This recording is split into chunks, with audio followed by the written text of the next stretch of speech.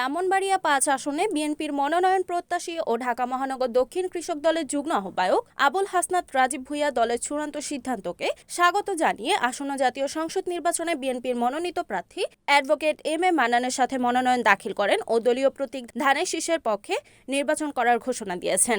তিনি বলেন, দলের সিদ্ধান্তই চূড়ান্ত।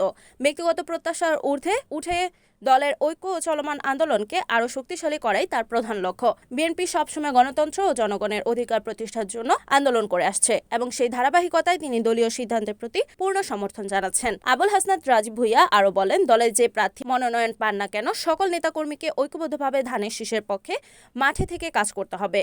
ঐক্যই বিএনপির সবচেয়ে বড় শক্তি। এ সময় তিনি নেতাকর্মীদের প্রতি আহ্বান জানিয়ে বলেন, সকল ভেদাভেদ ভুলে দলীয় শৃঙ্খলা বজায় রেখে নির্বাচনী কার্যক্রম জোরদার করতে হবে।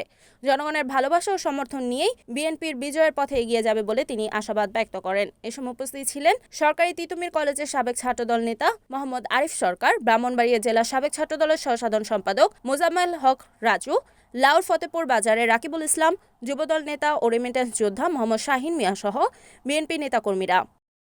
রিপোর্ট আবু হাসান আপন, NNTV, ব্রাহ্মণবাড়িয়া।